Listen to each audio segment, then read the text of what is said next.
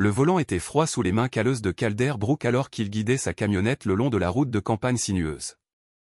Chaque kilomètre plus près de la maison de sa belle-mère lui serrait le ventre. Les dîners dominicaux avec Dolores Wynne étaient devenus au fil des années une sorte de torture particulière. Vous avez raté le tour. Ria dit sa voix, avec ce côté tranchant qu'elle avait souvent. Ces jours. Calder jeta un coup d'œil à sa femme. Même après 17 ans de mariage, la beauté de Ria le frappait toujours, cheveux noirs tirés en arrière dans un chignon pratique, pommettes aux yeux qui s'éclairaient quand il le regardait. Maintenant, ils ont juste regardé ailleurs. Je sais où je vais, murmura-t-il en prenant la prochaine à droite que moi. Dans le rétroviseur, il aperçut Maisie, leur fille de 8 ans. Elle resta assise anormalement immobile, ses petites mains croisées sur ses genoux. Ses yeux se concentraient sur les arbres qui passaient. Habituellement, elle parlait de l'école ou de son dernier livre. Aujourd'hui, elle était silencieuse, trop silencieuse. « Ça va là-bas, Maisie, Daisy ?» le demanda Calder. Les yeux de Maisie clignotèrent pour rencontrer les siens dans le miroir. « Oui, papa », sa voix était petite, presque un murmure. Quelque chose n'allait pas. Calder ne parvenait pas à le cerner, mais son instinct, le même qui l'avait aidé à diagnostiquer les problèmes de moteur uniquement par le son, lui criait dessus. « Ta mère prépare du rôti », dit Ria en vérifiant son rouge à lèvres dans un miroir. « Votre préféré ?» Ce n'était pas son préféré, ça n'avait jamais été son préféré. Il a 17 ans et elle s'est toujours trompée, ou a fait semblant de le faire. Le reste du trajet s'est déroulé en silence jusqu'à ce qu'ils arrivent devant la vaste ferme de Dolores. L'endroit était impeccable, comme toujours, peinture fraîche, et parfaitement taillée, pas une mauvaise herbe en vue. Meilleur comportement, lui rappela Ria. Alors qu'il sortait du camion, Calder aida Maisie à descendre de la banquette arrière. Remarquant qu'elle s'accrochait à sa main plus longtemps que d'habitude, il serra ses petits doigts de manière rassurante. « Nous survivrons », lui murmura-t-il avec un clin d'œil. « Nous le faisons toujours. » Maisie ne lui rendit pas son sourire. Au lieu de cela, elle jeta un coup d'œil vers la maison, puis de nouveau vers lui avec de grands yeux. « Oh papa », commença-t-elle, mais la porte d'entrée s'ouvrit avant qu'elle puisse continuer. Dolores se tenait sur le pas de la porte, droite comme un baguette, dans une blouse et un pantalon parfaitement repassés, ses cheveux argentés disposés dans un casque immobile. À 63 ans, elle se comportait toujours comme la directrice de l'école. Elle l'était depuis 30 ans. Quelqu'un avait l'habitude d'être obéi. Sans aucun doute, tu es en retard, annonça-t-elle en vérifiant ostensiblement sa montre. Ils étaient 5 minutes en avance. Maman de la circulation, dit Ria, se dépêchant de monter les marches pour embrasser la joue de sa mère. Tu sais ce que ça fait, il n'y avait pas de circulation. Ils vivaient dans la campagne de l'Oregon, pas dans le centre-ville de Portland. Les mensonges glissèrent si facilement des lèvres de Ria que Calder se demanda quelles autres contre-vérités elle avait racontées et qui lui avaient échappé. À l'intérieur, la maison sentait la viande rôtie et la salle à manger de Dolores était un sanctuaire de la bienséance, de lourds meubles en chêne, un meuble en porcelaine rempli d'objets de famille et une table dressée avec précision. À l'autre bout de la table en face d'elle, Ria prit place à la droite de sa mère, laissant Maisie s'asseoir à côté de Calder. Dolores disparut dans la cuisine et revint avec un plateau de steak, pas de rôti. Je pensais qu'on mangeait du rôti. Calder a déclaré, regardant directement sa femme, que le sourire de Ria n'atteignait pas ses yeux. Maman a changé d'avis. Les steaks sont meilleurs de toute façon. Dolores posa le plateau et commença à servir des coupes de qualité supérieure, pas les ordures du supermarché. Calder la regarda placer un steak épais dans son assiette, suivi de pommes de terre et de haricots verts, disposés avec une précision chirurgicale. Il y avait quelque chose de performatif dans tout cela, de la manière prudente avec laquelle elle manipulait son assiette jusqu'au regard impatient qu'elle lui lança en la déposant. « Manger pendant qu'il fait chaud », insista Ria, d'une voix étrangement tendue. « Tu vas adorer », l'appela, ramassa son couteau et sa fourchette, puis s'arrêta. Ria le regardait trop attentivement, le regard fixé sur son assiette. « Tu n'as pas faim ?» lui a-t-il demandé. « J'attends juste de voir si tu l'aimes, » dit-elle, son sourire tendu. Maisie était assise à côté de lui, son petit corps rigide dans sa chaise. Elle n'avait pas attrapé ses couverts. Au lieu de cela, elle fixait son assiette avec une expression qu'elle ne pouvait pas tout à fait lire, peur, inquiétude. « Et toi, Maisie ?» Daisy n'avait pas faim non plus. Elle la secoua. la tête légèrement, puis a regardé sa grand-mère qui coupe dans son steak avec des mouvements précis. Ya a suivi, jetant un regard désapprobateur Calder, comme si c'était en quelque sorte de sa faute. Au moment où ils sont partis, Maisie s'est déplacée à une vitesse surprenante. Elle tendit la main vers Calder et échangea son steak avec celui intact de Dolores. Maisie, quoi? Commença-t-il, mais elle l'interrompit. Tout ira bien maintenant, murmura-t-elle avec urgence, son petit visage mortellement sérieux. Ne mange pas l'autre, papa, s'il te plaît. Avant qu'il puisse en demander plus, Ria et Dolores revinrent avec des serviettes et des expressions sévères. Maisie recula sur son siège, l'image du remords tandis qu'ils épongeaient le déversement. Honnêtement, je l'ai appelé, vous devez lui apprendre de meilleures manières à table. Dolores gronda. C'était un accident, dit-il. L'instinct de protection s'est accru. Elle a 8 ans, pas 18. Dolores retourna à sa place et ramassa sa fourchette sans regarder attentivement son assiette. L'assiette qui contenait désormais le steak était initialement destinée à Calder. Calder jeta un coup d'œil à sa fille, qui lui fit un petit signe de tête, quoi qu'il arrive. Elle lui demandait de lui faire confiance et il l'a fait sans poser de questions à dot, comme s'il faisait semblant de manger, coupant de petits morceaux et les déplaçant dans son assiette tout en faisant des bruits d'appréciation. Ria sembla se détendre, prenant quelques bouchées de son propre repas au dernier moment. 10 minutes après le début du repas, Dolores a fait une pause au milieu d'une phrase. Sa fourchette claqua contre son assiette tandis que ses mains devenaient soudainement molles. Un regard étrange traversa son visage. Confusion, puis alarme. Mais Ria a demandé, « Est-ce que ça va ?» Dolores ouvrit la bouche pour répondre, mais aucun mot n'en sortit. Au lieu de cela, ses yeux révulsèrent et elle s'affala en avant, son visage manquant de peu son assiette alors qu'elle s'effondrait sur la table. « Maman !» cria Ria en sautant sur ses pieds. Elle se précipita aux côtés de Dolores en secouant son épaule. « Maman, tu m'entends ?» Calder sortait déjà son téléphone et composait le 911 avec ses doigts fermes alors qu'il signalait l'urgence. Il observa la réaction de sa femme avec un regard nouveau. Sa panique semblait trop forte, trop théâtrale, les gestes trop larges, les cris trop perçants. C'était la représentation de la détresse, et non la détresse elle-même. L'ambulance est en route, dit-il en raccrochant. Nous devrions la coucher par terre au cas où elle aurait un accident vasculaire cérébral. Ensemble, ils déplacèrent Dolores de la chaise vers le parquet. Elle respirait, mais ne répondait pas. Ria a continué à afficher son inquiétude, vérifiant à plusieurs reprises le pouls de sa mère et l'appelant par son nom. Maisie recula silencieusement, des larmes coulant sur son visage. Lorsque Calder croisa son regard, elle regarda sa mère, puis de nouveau vers lui, d'un air significatif. L'ambulance est arrivée en quelques minutes. Les ambulanciers ont travaillé efficacement, chargeant Dolores sur une civière après avoir vérifié ses signes vitaux. « Je vais avec elle » annonça Ria en attrapant son sac à main. « Tu ramènes Maisie à la maison. » Calder hocha la tête, n'ayant pas confiance en lui pour parler. Alors que l'ambulance s'éloignait, il se tourna vers sa fille qui frissonnait malgré la chaleur de la soirée. Le retour fut silencieux. Maisie regardait par la fenêtre, essuyant de temps en temps ses larmes. Son esprit s'emballait, essayant de donner un sens à ce qui s'était passé. Il attendit qu'il soit à la maison, qu'il ait aidé Maisie à enfiler son pyjama et à la border dans son lit avant de poser la question qui lui brûlait la gorge, « Maisie ?» Il a dit assis sur le bord de son lit, « Pourquoi as-tu changé les enjeux ?» Dans la douce lueur de sa veilleuse, sa fille paraissait à la fois plus jeune et plus âgée que ses 8 ans. Elle serra son lapin en peluche contre sa poitrine.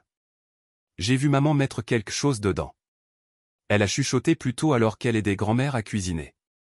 Elle pensait que je regardais la télévision, mais je veux aller chercher de l'eau et elle l'a vu.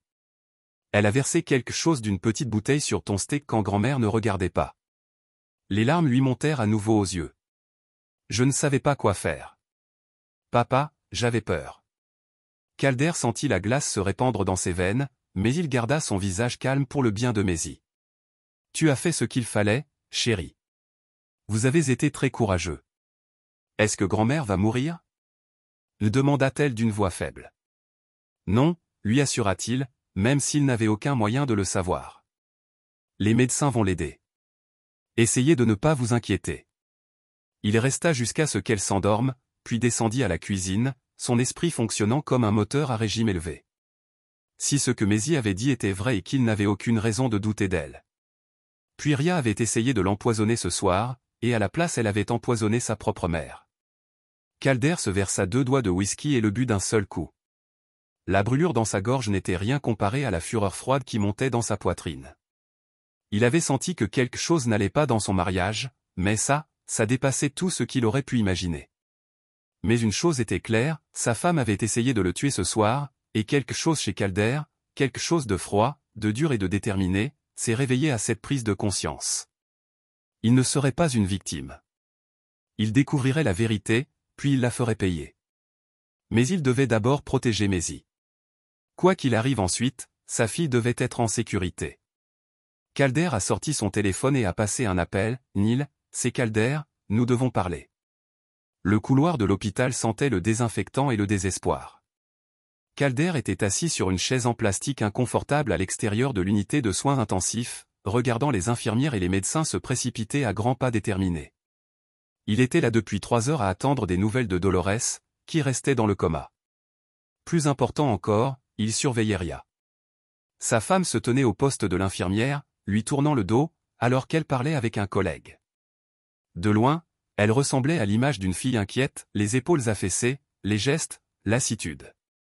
Mais Calder avait passé la semaine dernière à l'étudier avec un regard nouveau et il avait vu ce que d'autres avaient manqué, l'absence de réelle inquiétude dans sa posture, la façon dont sa voix changeait de ton lorsqu'elle parlait de l'état de sa mère, les pauses calculées avant de répondre aux questions du médecin. Que tout cela n'était qu'un acte, un sacrément bon, mais un acte néanmoins. Monsieur Brox Calder a levé les yeux pour voir le docteur Lavigne, le neurologue qui s'occupait du cas de Dolores. Un changement? Le médecin secoua la tête, j'ai bien peur que non. Le rapport toxicologique n'est pas concluant. Nous essayons toujours de déterminer la cause de son effondrement. Mais c'était du poison, non? C'est ce que vous soupçonniez. Le docteur Lavigne jeta un coup d'œil vers Ria. Puis retour à Calder. Nous ne pouvons pas le dire avec certitude. Il existe plusieurs possibilités, accident vasculaire cérébral, arythmie cardiaque, réaction toxique. Nous effectuons davantage de tests. Calder hocha la tête, comprenant le sous-texte. Sans preuve, personne n'était prêt à suggérer un empoisonnement, surtout pas si la fille de la victime était une infirmière très respectée dans cet hôpital même. Merci, docteur. Alors que Lavigne s'éloignait, Ria s'approcha des chaussures de son infirmière, grinçant doucement sur le sol ciré. « Tu n'étais pas obligé de venir, dit-elle, son ton suggérant que c'était un fardeau plutôt qu'un mari soutenant sa femme. C'est ma belle-mère. Calder a répondu de manière égale, et Maisie voulait savoir comment va sa grand-mère. En parlant de Maisie, où est-elle avec Neil et sa femme? Ils l'ont emmenée au cinéma. Essayez de ne pas penser aux choses. Les lèvres de Ria se resserrèrent à la mention de Neil. Elle n'avait jamais aimé que le plus vieil ami de Calder prétende qu'il avait une mauvaise influence. En réalité, Neil l'a vu à travers la façade de Ria il y a des années et elle le savait. La nuit où Dolores s'est effondrée après avoir parlé avec Neil, Calder avait pris une décision. Il jouerait intelligemment, pas de confrontation, pas d'accusation.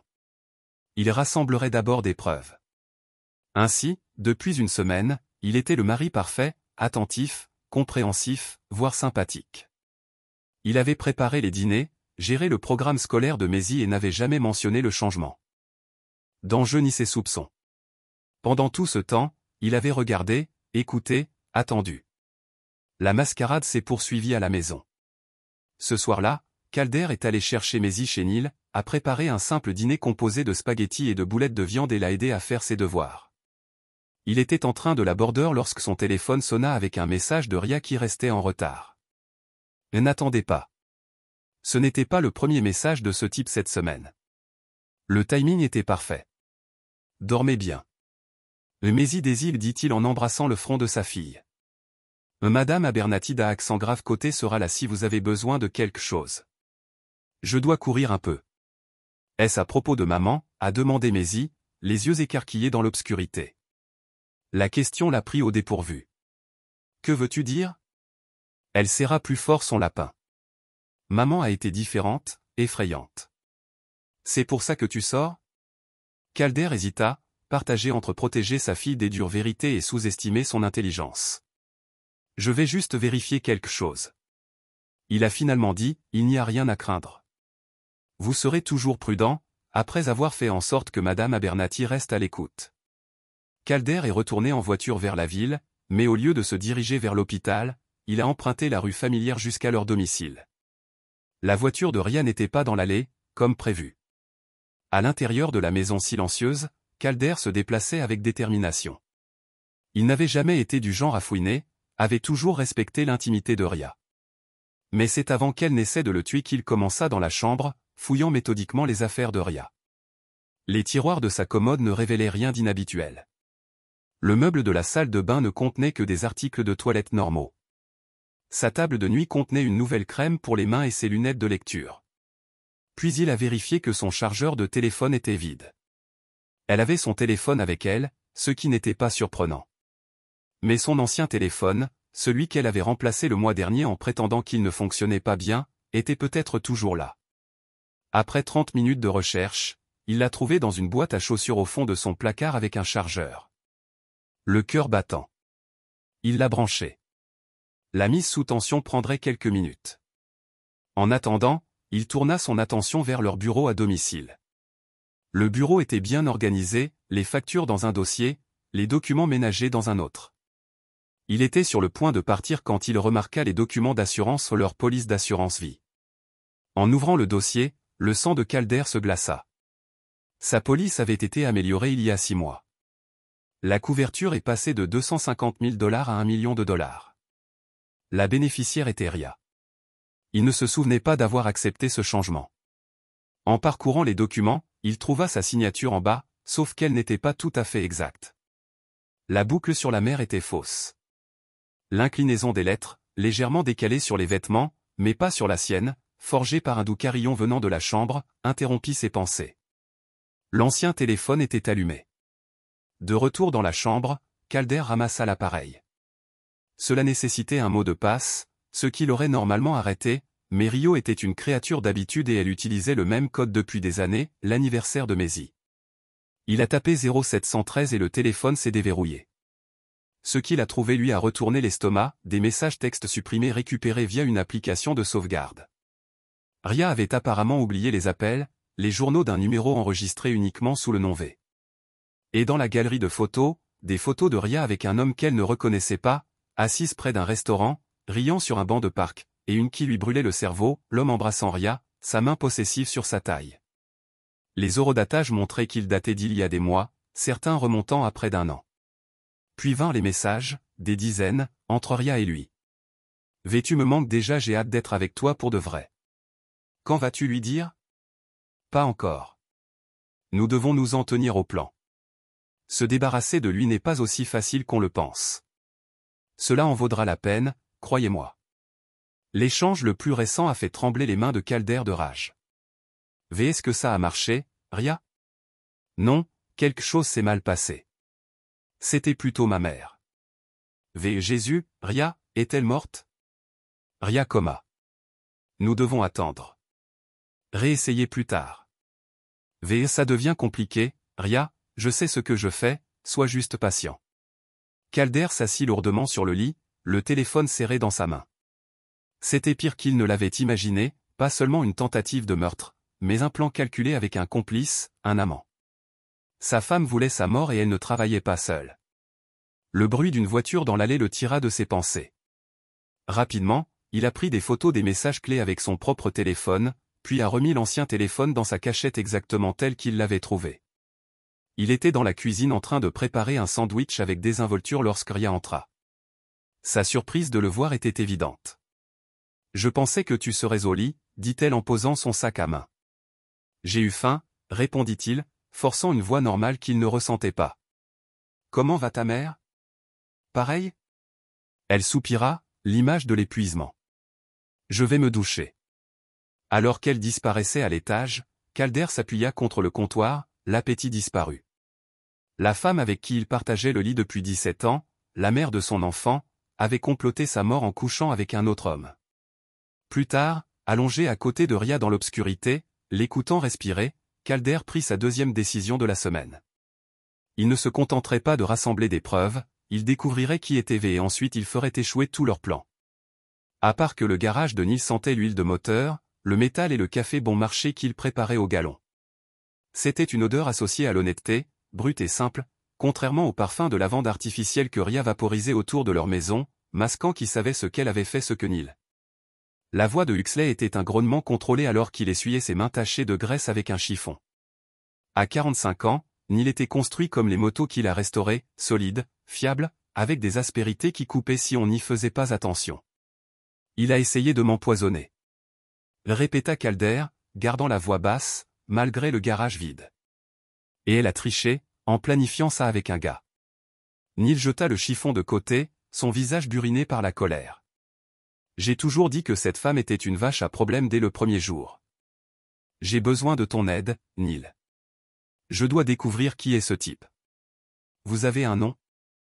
Juste un V initial. Après une longue pause, Neil hocha la tête. Je connais quelqu'un qui pourrait t'aider, Yvonne Greer. Elle est infirmière aux urgences. Elle travaillait avec Ria avant qu'ils ne se disputent. Si quelqu'un connaît les secrets de votre femme, c'est bien elle. 2 heures plus tard, Calder était assis dans un coin du Pet's Dîner, un restaurant à la périphérie de la ville où le personnel hospitalier prenait souvent ses repas entre les quarts de travail. Neil avait organisé le rendez-vous, puis s'était fait discret. Sa présence ne ferait que compliquer les choses. Yvonne Greer est arrivée précisément à l'heure, ses cheveux noirs tirés en queue de cheval pratique, ses mouvements efficaces lorsqu'elle se glissait dans la cabine. Elle ne perdait pas de temps en plaisanterie. Neil a déclaré, il s'agit de Ria, a-t-elle déclaré. Fixing l'appela avec un regard direct. Que veux-tu savoir? Tout ce que tu peux me dire. Calder a répondu surtout tout ce qui concerne un homme. Elle voit peut-être quelqu'un dont le nom commence par V. L'expression d'Yvonne changea subtilement, reconnaissance, Vince, dit-elle après un moment. Vince Elrich, le nom a frappé et l'a appelé comme un coup physique. Qui est-il? Homme à tout faire, fait des petits boulots en ville, des travaux de construction. Il a travaillé à la rénovation de l'aile et de l'hôpital l'année dernière. Elle fit une pause. C'est là qu'ils se sont rencontrés et ont eu, entre autres, une liaison. La bouche d'Yvonne se tordit de dégoût. Écoute, Ria et moi étions amis autrefois, de bonnes amies. Nous avons commencé ensemble à l'hôpital, traversé les tranchées des équipes de nuit et des patients difficiles. Je pensais la connaître. Qu'est-ce qui a changé? Je l'ai surprise en train de voler des médicaments à la pharmacie. De petites quantités, rien qui puisse déclencher des alarmes d'inventaire.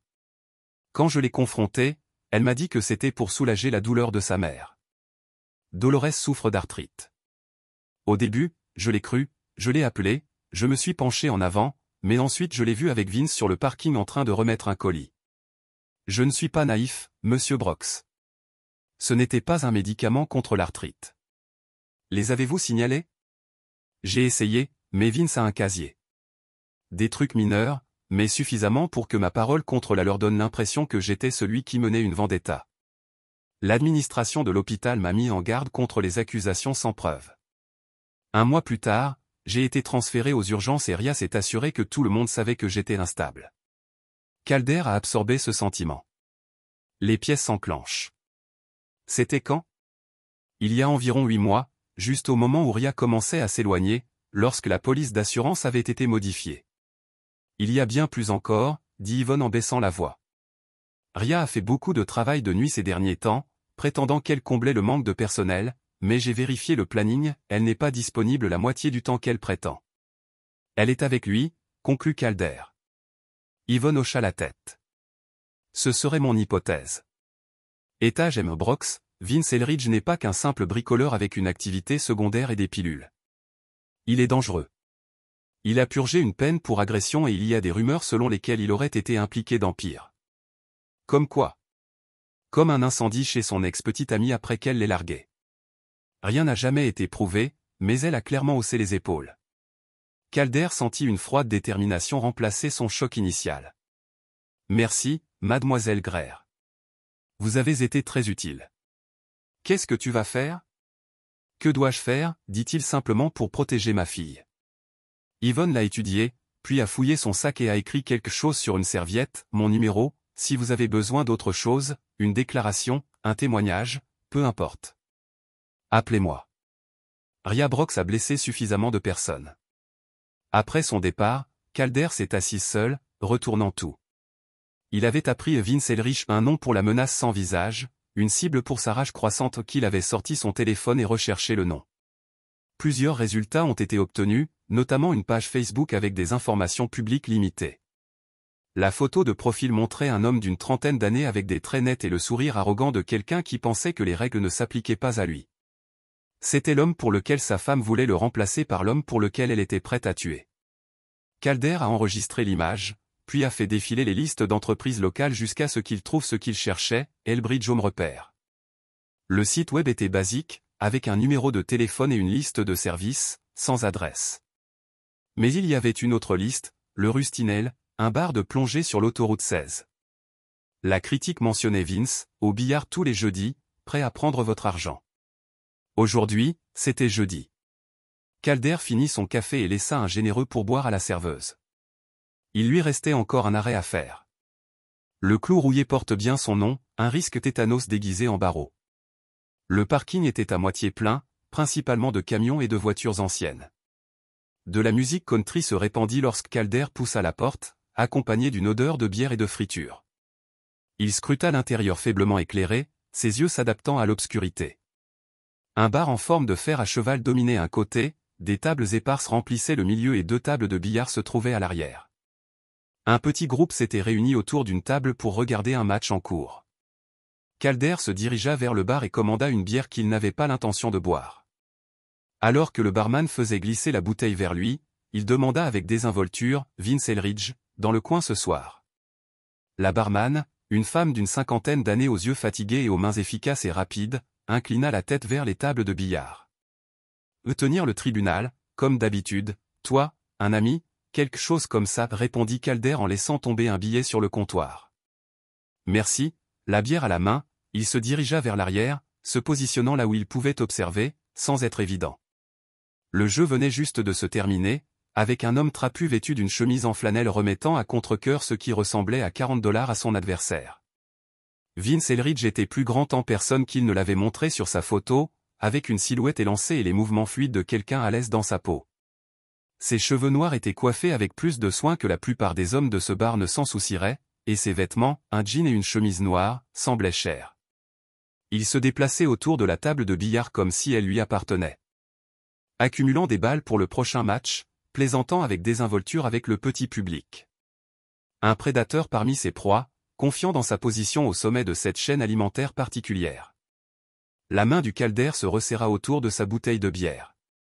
Cet homme et Ria avaient planifié sa mort ensemble et en avaient ri, peut-être dans ce même bar où il attendait, regardant Vince jouer et gagner une autre partie. La foule s'est éclaircie à mesure que les gens retournaient au bar ou partaient pour la nuit. Finalement, Vince était seul à table, s'entraînant à des shots tout en buvant un whisky. Calder s'est approché, déposant sa bière intacte sur un sommet voisin. « Tu vas bien » commenta-t-il. Vince leva un sourire prêt et plaça le type utilisé sur des marques potentielles. « Merci, jouez beaucoup, pas pendant un moment. » Calder récupéra une file d'attente sur le support. « Attention, si je me joins à vous, pays libre. » Vince fit signe vers la table. « Rassemblez-le. $20 par jeu, bien sûr. » Alors que Calder disposait les boules dans le triangle, il gardait son visage légèrement détourné, se demandant si Vince savait à quoi il ressemblait. Ria lui avait-elle montré des photos, décrit son mari en détail, ou n'était-il qu'un obstacle sans visage à éliminer? Ils jouèrent en silence pendant quelques minutes chacun mesurant le talent de l'autre. Vince était bon, tir précis, réflexion stratégique. Mais Calder avait passé d'innombrables heures à une table similaire dans le garage de Neil et il a tenu bon. « Vous le saviez par ici ?» a demandé Vince, réussissant finalement un corner difficile. « Ne pense pas que je t'ai déjà vu. » « Je ne fais que passer » l'appela-t-elle en douceur. C'était l'endroit idéal pour trouver un jeu. « Eh bien, vous avez bien entendu. » Ils ont continué à discuter, à faire du sport, de la météo, rien de personnel. Vince a gagné la première partie, l'a appelé, a remis $20 sans commentaire et a suggéré un autre double ou rien. Vince a proposé avec assurance, maintenant, pourquoi pas. Au milieu du deuxième match, Calder a décidé qu'il était temps. « Vous faites de la construction, n'est-ce pas? Je pense avoir vu votre camion en ville. » Vi leva les yeux un peu plus alerte. « Ouais, Elridge, réparation à domicile, tu as peut-être besoin de travaux. Ma femme a mentionné que tu avais réparé quelque chose à l'hôpital où elle travaille, elle a dit que tu as fait du bon travail. Oh ouais, qui est ta femme? Ria Brox. Elle est infirmière au service de chirurgie. Le changement a été instantané. L'attitude désinvolte de Vince disparut, remplacée par un calcul froid. Alors qu'il se levait de la table de billard, ses yeux se plissèrent alors qu'il regardait réellement Calder pour la première fois. C'est vrai. Pendant un instant, aucun des deux hommes ne parla. Le bar continuait autour d'eux, la musique jouait, les verres tintaient, les conversations coulaient, mais ils restaient dans une bulle de silence dangereux. Le rire de Vince n'a rien d'amusant. Mec, je ne sais pas ce que tu penses, mais tu devrais partir maintenant. Fais comme si nous ne nous étions jamais rencontrés. Comme si vous faisiez tous deux semblant de ne pas me tuer. Alors, approchez-vous, une menace dans chaque ligne de son corps. Les identifications se produisent tout le temps, les freins des voitures tombent en panne, les maisons prennent feu, les gens tombent en bas. Le calcul froid dans la voix de Vince confirma tout ce que Calder soupçonnait. Il ne s'agissait pas seulement d'une liaison. Il s'agissait de l'éliminer définitivement. Et dis-moi quelque chose, dit Calder, luttant pour garder sa voix ferme malgré la rage qui montait en lui. C'était son idée ou la tienne? Le poison, je veux dire. Quelque chose vacilla dans les yeux de Vince. Surprise, peut-être de la fierté, tu n'aimerais pas savoir? Intelligente, n'est-ce pas? Eh bien, généralement, son sourire narquois revenait, honte pour la belle-mère. Pas de chance que l'aveu désinvolte, la satisfaction suffisante sur le visage de Vince, mette fin au contrôle soigneusement maintenu par Calder. Avant qu'il ait pu réfléchir, son poing frappa la mâchoire de Vince, renvoyant l'homme chancelant contre la table de billard. Vince se rétablit rapidement, essuyant le sang de sa lèvre fendue. Grosse erreur. Grogna-t-il, puis se jeta. Le combat fut brutal et court. Vince avait l'avantage d'être jeune et barbare, mais Calder avait passé des décennies à travailler le métal, le soudage, le levage et le pliage. Ses mains étaient des outils durcis par des années de travail physique, et la fureur lui donnait de la force. Ils s'écrasèrent sur la table de billard, dispersant des balles et attirant les cris des clients à proximité, les poings liés à la chair, des grognements de douleur ponctuant chaque coup. Calder a reçu un coup aux côtes qui les a presque doublés, mais a répondu avec un uppercut qui a fait reculer la tête de Vince. Le barman leur criait de le sortir dehors.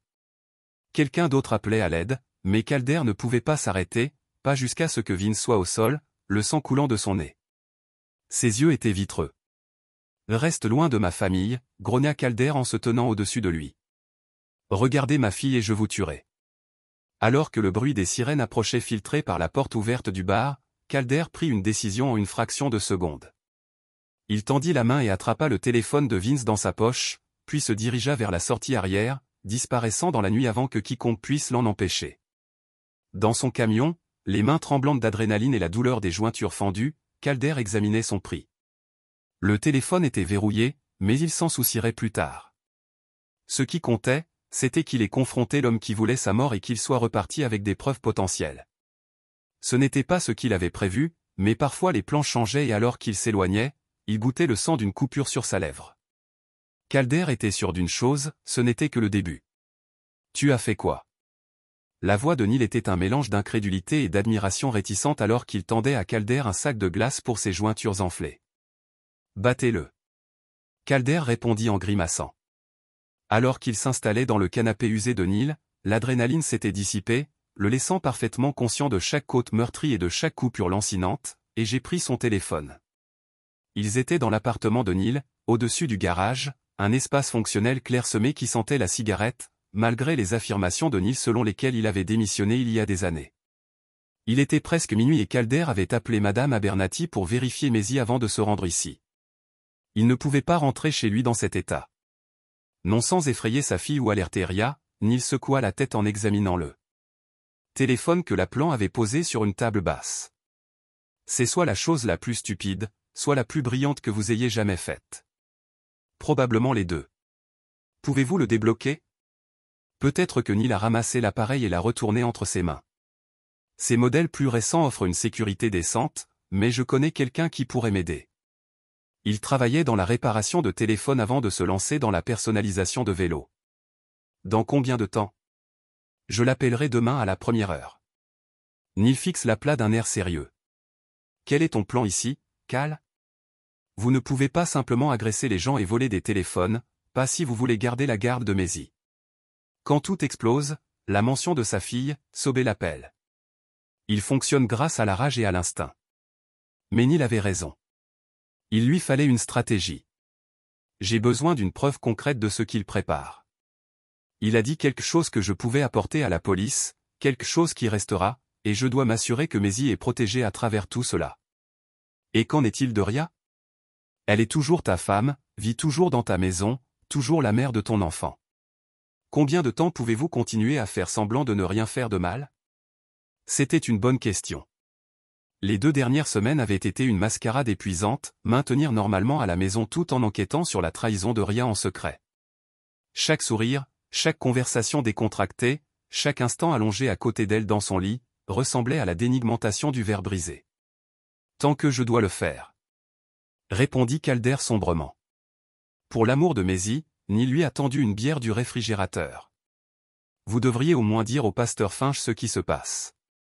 Obtenez des conseils de quelqu'un qui n'est pas aussi susceptible que je suggère d'enterrer Vince dans les bois. Malgré tout, Calder a réussi un bref rire, vous suggérez que je cherche des conseils spirituels. Neil, c'est nouveau. Le Finch n'est pas votre pasteur moyen. Avant de trouver Dieu. Il a trouvé beaucoup de problèmes. L'homme en sait plus sur le côté obscur de la nature humaine que la plupart des flics. De plus, il est discret. Calder le considérait. Il n'était pas particulièrement religieux, fréquentant l'église principalement à Pâques et à Noël pour plaire à sa défunte mère. Mais le Finch avait officié lors des funérailles de sa mère et il y avait eu quelque chose de authentique dans la compassion de l'homme. J'y penserai, a-t-il dit, qui était aussi proche de l'accord que d'habitude. 2 jours plus tard, Calder s'est assis dans le garage de Neil en regardant le téléphone déverrouillé de Vince avec un sentiment de triomphe froid que l'ami de Neil avait traversé, contournant la sécurité avec une combinaison de compétences techniques et de logiciels douteux. Maintenant, les preuves que Calder cherchait étaient gisées entre ses mains. Jésus, marmonna Neil, regardant l'épaule de Calder à l'écran. Il n'était même pas subtil à ce sujet. Les messages entre Vince et Ria ont raconté une histoire accablante. Ce qui avait commencé comme des textes coquentis l'année dernière avait évolué en des discussions explicites sur leur affaire, des plans pour un avenir ensemble et, des plans les plus effrayants pour supprimer l'obstacle de Calder lui-même. Elle voulait que cela ressemble à un accident, a déclaré Calder, en faisant défiler l'échange, quelque chose qui ne susciterait pas les soupçons. Le poison était censé imiter une crise cardiaque. Neil a souligné, indiquant un message particulièrement détaillé de Ria, la colline suéninale provoque une paralysie, une insuffisance respiratoire, durement à détecter dans une autopsie si elle n'est pas spécifiquement recherchée. Elle y avait accès à l'hôpital. Calder se sentait malade. La précision clinique de leur planification était en quelque sorte pire que si cela avait été un crime de passion. Cela a été calculé par un meurtre délibéré, mais les preuves les plus précieuses sont venues sous la forme d'enregistrements vocaux. Vince, semble-t-il, avait été assez intelligent pour se protéger en enregistrant plusieurs de leurs conversations. L'assurance au cas où Ria tentait de le traverser, appelait à en jouer un, sa main tremblant légèrement alors que la voix familière de Ria remplissait le garage. Une fois terminé, nous attendons 1 mois avant de vendre la maison, le paiement de l'assurance passera. J'ai tout vérifié 3 fois. 1 million de livres d'impôts. Nous l'avons divisé 50-50e, comme nous l'avions accepté. La voix de Vince a répondu, et le gamin? Vous êtes sûr qu'elle ne sera pas un problème, Maisie? Ria semblait dédaigneuse. Elle a 8 ans. Elle m'adore. Elle s'adaptera. Les enfants sont résilients et si elle a vu quelque chose, dit quelque chose. Qui la croit sur moi? Je suis sa mère. Je suis la veuve en deuil. De plus, elle ne sait rien. La cruauté décontractée dans son ton, le mépris total des sentiments de leur fille, l'a appelée plus dure que n'importe quel coup physique.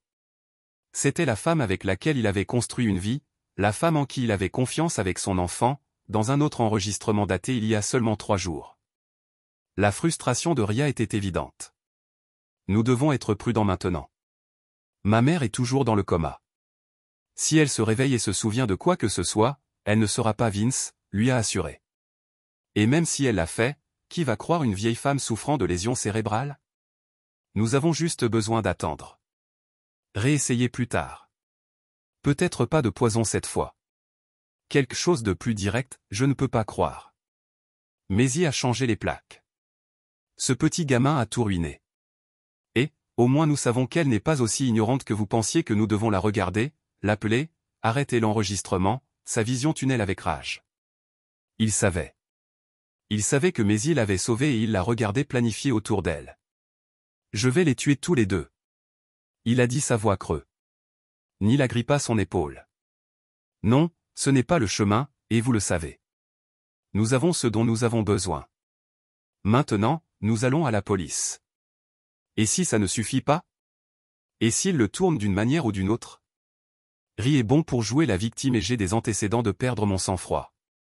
Tout le monde en ville connaît le combat que j'ai eu avec Bill Ransom l'année dernière sur ce moteur bâclé. Travaille alors nous construisons un cas plus fort. Neil a insisté, obtenez la déclaration d'Yvonne Greer sur les médicaments volés. Découvrez exactement ce que le poison a été utilisé sur votre belle-mère, faites-le hermétique. Calder hocha la tête, se forçant lentement à penser rationnellement. Neil avait raison, se précipiter avec des preuves à moitié formées et une rage aveugle ne jouerait que entre les mains de Ria. Il devait être plus intelligent que ça. Je vais tout sauvegarder sur ce téléphone. Il a dit sa voix plus stable.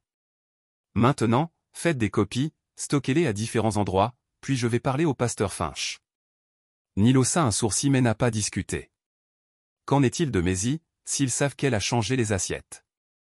Je ne la laisse pas sortir de ma vue, l'appelle, a juré, et vous non plus. Quand je ne peux pas être là, nous la protégeons en premier, par-dessus tout. L'église était calme jeudi après-midi, avec seulement quelques paroissiens âgés éclairant des bougies dans la petite chapelle latérale. Calder a trouvé le pasteur Leland Finch dans son bureau, entouré de livres et le parfum persistant du tabac. Du vice, le pasteur n'avait jamais tout à fait abandonné, malgré sa conversion. Calder Brox. Dit Finch, levant les yeux de son bureau avec un véritable plaisir. Cela fait un moment. Qu'est-ce qui vous amène à ma porte? À 62 ans, Finch avait le visage altéré d'un homme qui avait vécu dur avant de trouver sa vocation. Ses mains étaient rugueuses, ses yeux bleus tranchants, avec une intelligence qui n'a rien manqué. Les rumeurs en ville ont déclaré qu'il avait été tout, d'un escroc à un flic infiltré avant de devenir pasteur il y a 20 ans. J'ai besoin de conseils, a déclaré le pasteur Calder, prenant le siège offert en face du bureau. Pas le genre spirituel. L'expression de Finch est devenue sérieuse, l'autre, puis a fermé la porte. Pendant l'heure suivante, Calder a exposé toute l'histoire, la trahison de Ria, la tentative d'empoisonnement, les menaces de Vince et les preuves qu'il avait rassemblées. Il ne retenait rien, y compris sa propre rage et son désir de vengeance. Finch a écouté sans interruption, son visage ne donne rien. Lorsque Calder a terminé, le pasteur était silencieux pendant un long moment. Les doigts tremblent sous son menton. Vous avez construit un cas solide, a-t-il finalement déclaré. Mais vous avez raison d'être prudent sur la façon dont vous procédez. Le système juridique n'est pas toujours juste, surtout lorsque vous traitez avec quelqu'un comme votre femme, respecté, connecté et très convaincant. Que feriez-vous, a demandé Calder. Le sourire de Finch était sombre dans mon ancienne vie ou mon actuelle. Le pasteur en moi dit de demander justice par le biais de canaux appropriés, de faire confiance aux autorités, de présenter vos preuves, de protéger votre fille et de prier. Il a fait une pause. L'homme que j'étais dit, détruisez-les si complètement qu'ils ne se rétablissent jamais. Et lequel a raison? Les deux ni l'un ni l'autre. Finch haussa les épaules. La sagesse vient de trouver le chemin du milieu, la justice sans destruction de votre propre âme. Il a atteint un bloc-notes en train de noter un nom et un numéro, le détective Taran Leary.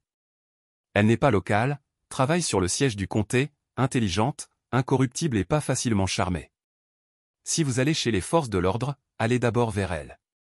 L'appelle officieusement, à empocher les informations. Merci, ne me remercie pas encore. Finch l'a réparé avec un look pénétrant. Ce que vous prévoyez n'est pas seulement des preuves et des arrestations, est-ce que vous voulez que Ria souffre? Vous voulez qu'elle perde tout comme elle était prête à vous laisser tout perdre? Ce n'était pas une question et Calder n'a pas pris la peine de le nier. Est-ce faux? C'est humain. Répondit Finch. Mais soyez prudent, Calder.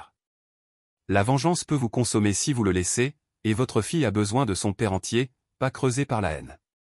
Je ne laisserai pas cela se produire. Voyez que vous ne le faites pas. Finch se tenait de signaler la fin de leur conversation et l'a appelé, quand c'est fini, apportez mes part. Les enfants ont besoin d'une communauté, surtout après un traumatisme. Nous avons de bonnes personnes ici qui peuvent aider. Calder hocha la tête de façon inattendue, déplacé par l'offre que je le ferai. À l'extérieur du soleil en fin d'après-midi, jetait de longues ombres à travers le parking de l'église. Calder était assis dans son camion en considérant ses prochaines étapes.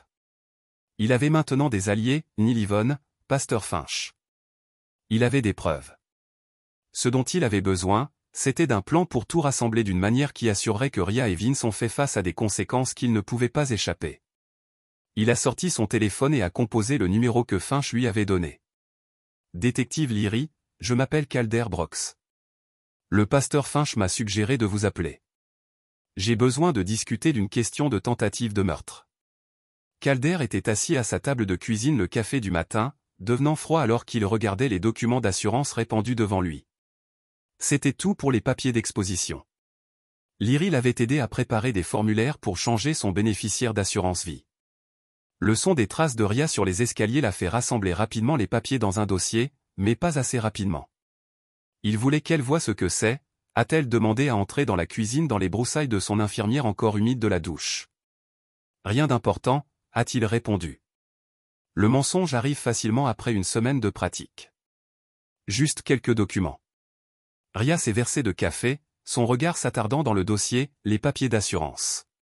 Quelque chose ne va pas? Calder haussa les épaules, démissionnant. Faire quelques changements après votre mère. Cela m'a fait réfléchir à ce qui arriverait à Maisie si quelque chose m'arrivait. Rien ne vous arrivera, dit Ria automatiquement, mais l'a appelé. A attrapé le scintillement d'intérêt pour ses yeux. Probablement pas, mais je veux m'assurer qu'elle est prise en charge directement. Vous comprenez l'implication suspendue dans les airs. Il a changé son bénéficiaire de Ria à Maisie. Il a regardé cela traiter cela, a vu les calculs se produire derrière son expression concernée. Bien sûr, elle a finalement dit, est-ce vraiment nécessaire, même si je prendrai toujours soin de Maisie, je sais que vous le feriez. Il a convoqué un sourire faible. Il ne s'agit pas de confiance, Ria, c'est juste. J'ai besoin d'un peu de contrôle sur quelque chose en ce moment. Il jouait cette partie depuis 5 jours, le mari vaincu, worn down par sa mère-mère, la médaillon, sa femme éloignée, le poids de la responsabilité. Épuisé. J'aimerais ça. Il a dit, la regardant avec ce qu'il espérait être la gratitude plutôt que le dégoût qu'il ressentait.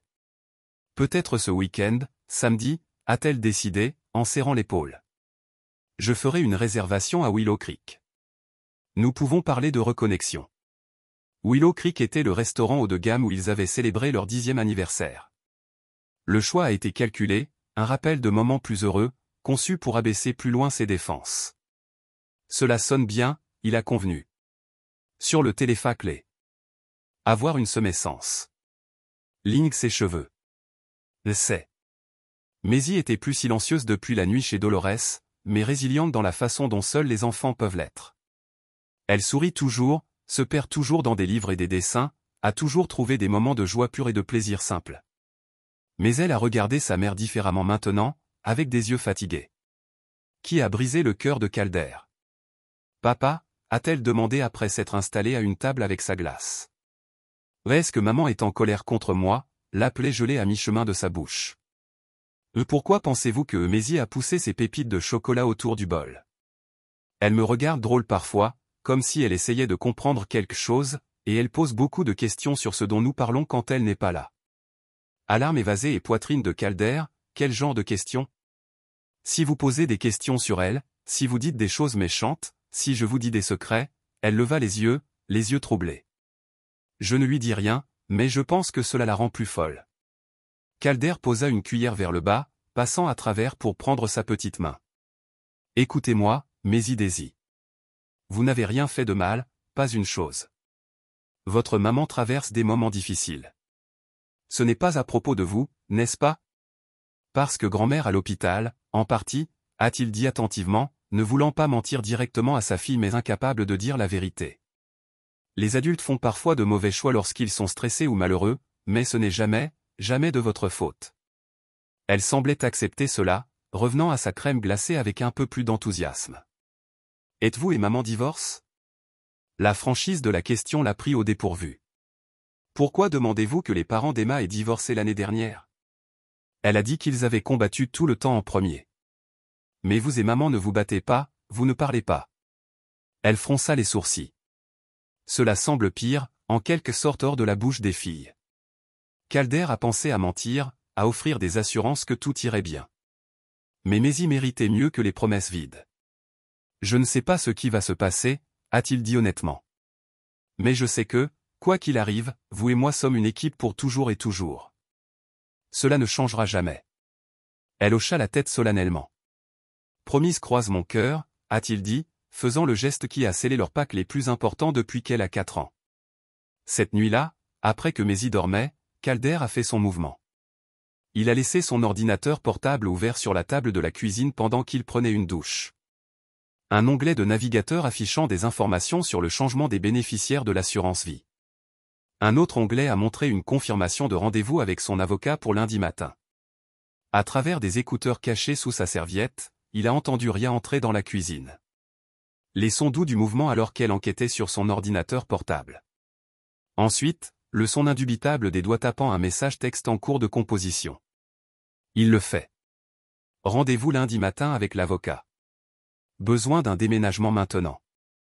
Une réponse est venue rapidement, à peu près le temps, samedi toujours. Oui, je vais le gérer. Pas d'erreur cette fois. Besoin d'aide? Pas pour cette partie, soyez juste prêts.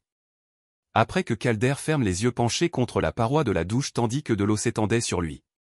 Une partie de lui avait toujours espéré, contre toutes les preuves, contre toute raison, qu'il y avait eu une explication, des malentendus.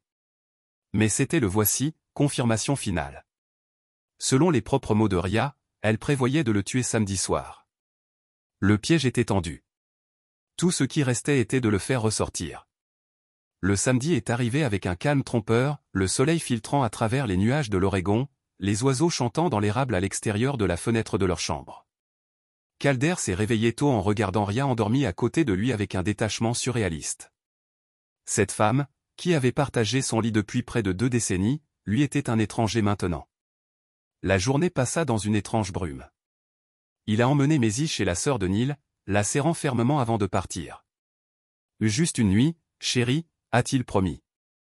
Je vais te chercher demain pour les crêpes. Ceux avec des pépites de chocolat, a-t-elle demandé.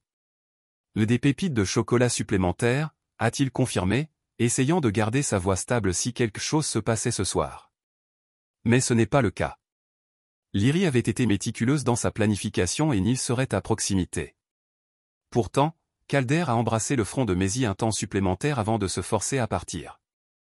De retour à la maison, il a trouvé Ria à préparer leur dîner avec des soins inhabituels, maquillage à coiffure, précisément une nouvelle robe disposée sur le lit. Elle fredonna en se déplaçant dans la chambre, donc à l'aise avec ses intentions mortelles qu'elle le refroidit. Je pensais que nous pourrions prendre un verre ici en premier, a-t-elle suggéré en boutonnant sa chemise avant la réservation. Cela fait si longtemps que nous avons vraiment parlé. Ça a l'air sympa. Il a accepté. Le plan l'avait prévu. Ria ne risquerait rien dans un restaurant public. Elle voudrait de l'intimité pour quoi que ce soit. Elle avait prévu que T6. La sonnette a sonné. Ria fronça les sourcils, vérifiant sa montre. Vous attendez-vous à quelqu'un? C'est probablement Neil Calder, dit avec désinvolture. Il a mentionné s'arrêter pour retourner cette clé à couple qu'il a empruntée. J'ai oublié de te le dire. La voix en plein essor de Neil a rempli l'entrée pendant que Calder le laissait entrer. Et, mon pote, oh, tu es tous habillés. Soirée chaude de rendez-vous, juste dîner avec Ria. A expliqué Calder pendant qu'ils avaient répété. Vous vous souvenez que vous avez emprunté. Je l'ai fait ici. Neil tapota la poche de sa veste, puis se tourna alors qu'une femme apparaissait de sa voiture. Oh et c'est tarant. J'espère que cela ne vous dérange pas, je l'ai amené. Nous avons nos propres plans de dîner. Le détective du centre-ville, Lyrie, s'est approché avec un sourire chaleureux, vêtu de vêtements civils qui ont effectivement déguisé sa profession. Sa poignée de main était ferme alors que Calder lui a présenté Ria, qui a masqué sa gêne avec un charme pratiqué. Ravi de vous rencontrer, a déclaré Ria. Souhaitez-vous tous les deux venir prendre un verre rapide? Nous avons du temps avant notre réservation. Justin. Neil a accepté joyeusement. Nous ne pouvons pas rester longtemps. Dans le salon, Ria a joué l'hôtesse parfaite, offrant du vin et une conversation facile tandis que Calder a récupéré des lunettes de la cuisine. À son retour, Neil faisait régler le groupe avec une histoire. Sur les demandes impossibles d'un client, Lyrie riant de tous les bons moments. Blanc ou rouge, a demandé Ria, tenant 2 bouteilles blanches pour moi. Lyrie a dit raide. Neil et Calder ont répondu simultanément. Ria a coulé avec des mains régulières, passant des lunettes avant de le lever. Dans un toast à de nouveaux amis et aux anciens, ils ont tincé des lunettes. Calder a fait semblant de siroter son vin. En regardant Ria au-dessus de la jante, ses yeux passaient à plusieurs reprises à son anticipation de verre, à peine voilée sous son sourire. Alors, comment vous êtes-vous rencontrés, a-t-elle demandé à Lyrie, s'installant à côté de Calder sur le canapé, plus près qu'elle ne s'était assise à des mois. Alors que Lyrie a tourné un conte fictif sur une réunion fortuite dans un café, Neil s'excuse pour utiliser les toilettes. Cela faisait également partie du plan. Il tournait vers la porte arrière où une petite équipe d'officiers attendait le signal. La conversation s'est poursuivie, banale et dénuée de sens. Calder a senti chaque seconde passant avec une lenteur atroce, hyper conscient de tous les mouvements de Ria. 2 fois, elle l'a subtilement encouragé à boire plus de son vin. Chaque fois, il a fait semblant de se conformer tout en ne consommant rien. Neil revint, attirant l'œil de Calder avec un léger signe de tête. Tout était en position. Eh bien, nous devrions y aller, dit Lyrie, vérifiant sa montre. Notre réservation est à 7 ans, et cet endroit est censé être strict quant au timing. Un instant, dit Ria, montant gracieusement, laissez-moi vous procurer ces recettes de biscuits que j'ai promises là-bas dans la cuisine. Alors qu'elle disparaissait par la porte, Lyrie se rapprocha de Calder, voix tombant vers un murmure. Elle n'a encore rien fait. Le vin est propre. Nous avons besoin d'elle pour bouger. Calder acquiesça la bouche. Elle le fera. Elle est trop déterminée à reculer maintenant. Neil s'est positionné près de l'entrée du salon prêt à intercepter si Ria essayait de fuir.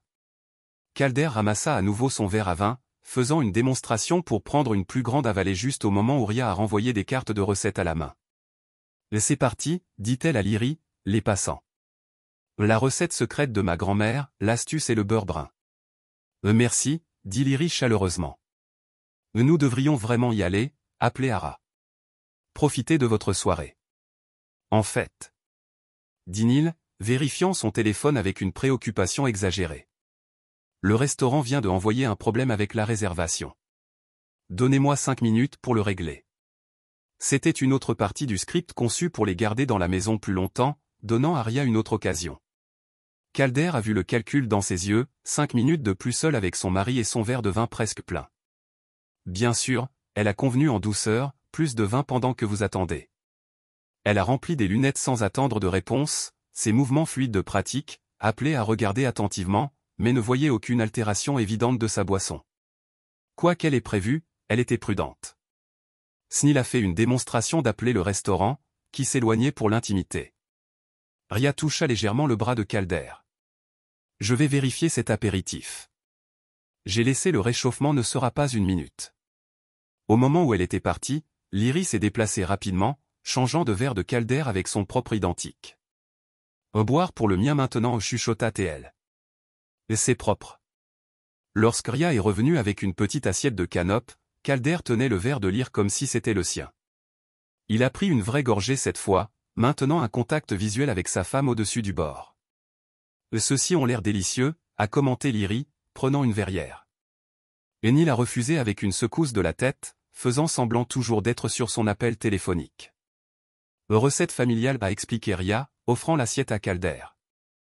Votre miel préféré. Calder en a pris un mais ne l'a pas mangé. Une autre précaution qu'il prévoyait, il était assis sur une serviette à côté de lui alors qu'il prenait une autre gorgée de vin. Bonne nouvelle, a annoncé Neil, revenant au groupe.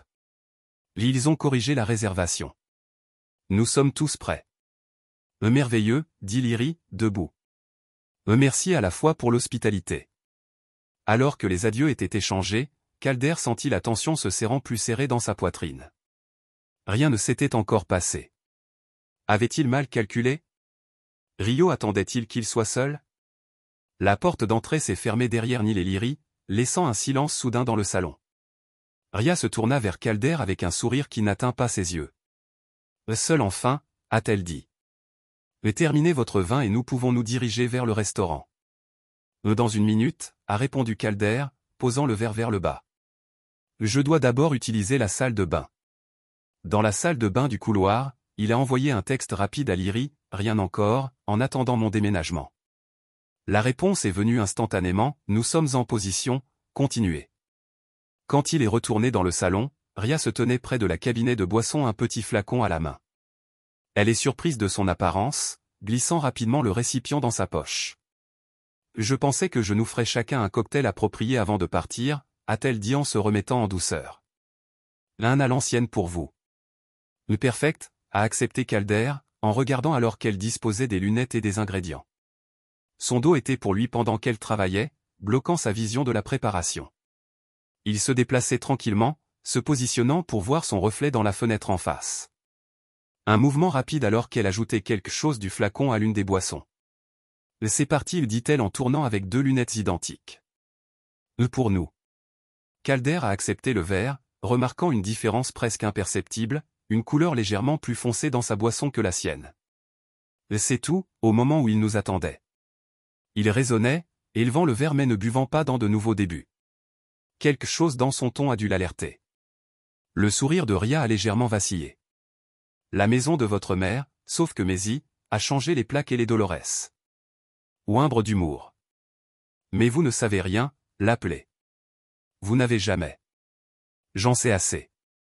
Répondit-il régulièrement. Je sais que tu as déjà essayé de me tuer une fois. Je sais que vous essayez à nouveau maintenant et je sais pourquoi vous. Elle s'est rapprochée. Toute prétention disparue. Pensez-vous vraiment que c'est juste une question d'argent? Il s'agit de l'absence de cette vie sans issue, de cette ville sans issue, de ce mariage sans issue. Le mépris brut dans sa voix aurait dû blesser. Mais Calder ne ressentait que de la clarté froide. Et Maisie, faisait-elle aussi partie de cette vie sans issue? Quelque chose clignote dans les yeux de Ria. La première émotion authentique qu'il avait vue Maisie aurait été bien. Les enfants s'adaptent, comme vous vous êtes adapté lorsque votre père est parti. C'était un coup calculé destiné à l'abandon que Ria avait connu à 12 ans. Cette colère a traversé son visage. N'osez pas comparer. Un son de la porte d'entrée l'interrompit, le clic indubitable d'un verrou. Se désengageant, Ria se tourna brusquement, les yeux s'élargissant alors que Neil et Lyrie rentraient dans le salon. « Qu'est-ce que c'est » a-t-elle exigé, reculant. « Que se passe-t-il » Lyrie s'est avancée. Badge maintenant visible à sa ceinture, Ria Brox, je suis détective Tarrant. Lyrie, j'aimerais que vous me disiez exactement ce que vous avez ajouté à la boisson de votre mari tout à l'heure. Rien, Ria a protesté. C'est fou. L'appelait. Dites-leur. Je t'ai vu, a dit Ria Calder tranquillement. Nous l'avons tous fait. Vous faites une erreur. Elle a insisté, la voix se levant. Neil, tu me connais. Dites-lui. C'est ridicule. L'expression de Neil était stone. Je t'ai vu aussi, Ria, à travers la fenêtre. Ceci est une configuration. Siffla-t-elle, regardant entre eux. Vous êtes tous là-dessus. Vous essayez de m'encadrer parce que ce que vous voulez, un divorce, l'a appelé amende, mais c'est criminel. Lyrie est restée calme. Madame Brox, nous avons des preuves substantielles vous reliant à la tentative de meurtre de votre mari et à l'empoisonnement de Dolores Wynne. Nous pouvons maintenant ajouter cette tentative à la liste. Preuve quelle preuve de la voix de Ria avait pris à un avantage strident, message texte, enregistrements vocaux, témoignages de plusieurs témoins, y compris votre fille. L'appelait, sortit son téléphone. Aimeriez-vous vous entendre planifier ma mort avec Vince? Avant qu'il ne puisse jouer quoi que ce soit, la porte arrière s'ouvre avec une fissure éclatée. Vince Elridge trébucha, du sang coulant de son nez, ses mains menottées derrière lui. Désolé, l'officier l'escortant a dit à Lyrie. Il a résisté. La dure compréhension se rendit sur le visage de Ria alors qu'elle regardait entre Vince et Calder. Tu savais, chuchota-t-elle. Tout au long, tu savais. Je savais, a confirmé Calder. À partir du moment où Maisie a changé ses assiettes, Vince a craché du sang sur le sol. Vous nous installez, vous, fils de A. Tais-toi, Vince. Ria snap. Fermez-la. Il rit amèrement. C'est fini, Ria. Regardez autour de nous. Ils nous ont. Ils n'ont rien, a-t-elle insisté. Sans preuve. Oh, nous avons des preuves. Lyrie s'est interrompue, hochant la tête à Neil qui a produit un petit enregistreur, y compris cette conversation, que nous enregistrons depuis que nous sommes entrés. Maintenant, Madame Brox, je vous mets en état d'arrestation pour la tentative de meurtre de Calder Brox, comme Lyrie a récité. Miranda écrit, la façade de Ria a finalement craqué complètement. Vous ne pouvez rien prouver, elle a crié à Calder. C'est ma parole contre la vôtre. En fait, Vince a dit sa voix étrangement calme, c'est aussi ta parole contre la mienne, et je ne descends pas seul pour ça. Ria le regarda avec incrédulité. De quoi parles-tu? Fraude d'assurance, tentative de meurtre, complot. C'est 25 à la vie, ma chérie. Mais si je coopère, il a souri à travers des dents ensanglantées, peut-être que je reverrai la lumière du jour avant que j'aie 60 ans. Tu ne le ferais pas, elle respire, n'est-ce pas? Vince se tourna vers Léry. Détective, j'aimerais faire une déclaration complète sur les deux tentatives. C'était toute son idée. Vous connaissez le poison, le timing, tout. Je l'ai juste accepté, le salaud couché.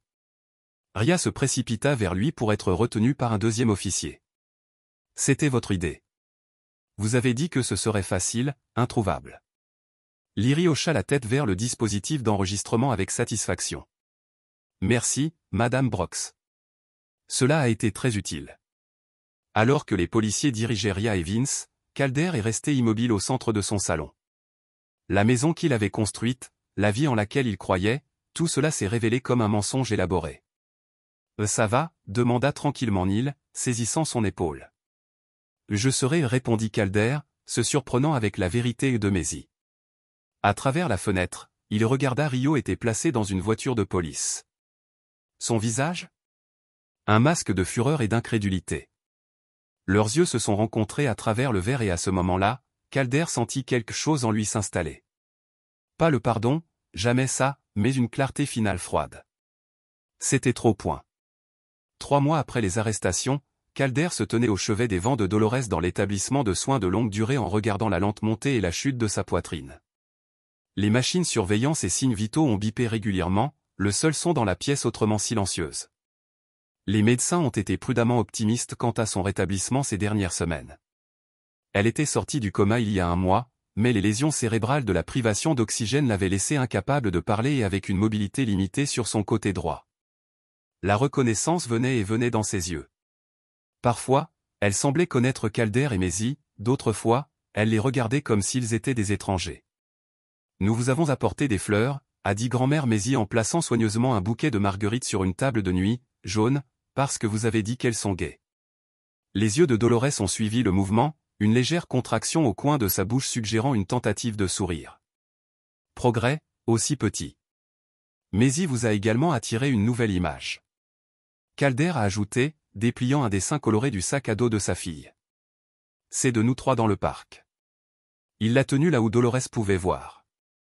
Son regard persistait sur les figures de crayon, un homme grand aux yeux bleus, une petite fille aux nattes et une femme plus âgée dans une famille de fauteuils roulants, repensée à travers la vision pleine d'espoir d'un enfant.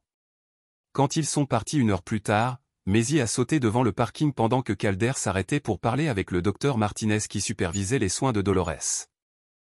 Tout changement que je devrais connaître, a-t-il demandé. Le médecin a consulté sa tablette. Sa réactivité continue de s'améliorer progressivement. La physiothérapie aide à son côté droit. Il y a plus de mouvement dans les doigts maintenant, mais le discours? C'est encore incertain. Et les factures? Demanda Calder tranquillement, attentif à Maisie, à portée de voix. L'ordonnance du tribunal est honorée. Toutes les dépenses sont payées par les actifs saisis de Madame Brox comme indiqué. C'était l'une des rares demandes de Calder lorsque le procureur de district préparait l'affaire selon laquelle les soins de Dolores soient financés par les comptes personnels de Ria et la liquidation de la succession éventuelle. Le juge avait accepté sans hésitation. Merci, dit Calder. Je ramènerai Maisie la semaine prochaine. Les 3 derniers mois ont été un tourbillon de procédures judiciaires, d'attention médiatique et de profonds ajustements. Ria et Vince se sont vus refuser la libération sous caution, considérés comme des risques de fuite en raison de la police d'assurance vie substantielle et de la gravité des accusations. Les preuves contre eux étaient accablantes, renforcées par la décision de Vince de coopérer avec les procureurs en échange d'une réduction de peine. Par l'intermédiaire de son avocat, Calder avait immédiatement demandé le divorce, invoquant une tentative de meurtre. La procédure a été accélérée compte tenu des circonstances et le tribunal lui a accordé la garde complète de Maisie, sans droit de visite pour Ria, une décision dont elle faisait actuellement appel depuis la prison. Il a été difficile de gérer la frénésie médiatique. La mère d'une infirmière locale empoisonnée dans un complot de meurtre raté contre son mari avait fait la une des journaux dans tout l'État. Les journalistes avaient campé devant leur maison, suivi Maisie à l'école et bombardé Calder de demandes d'interview.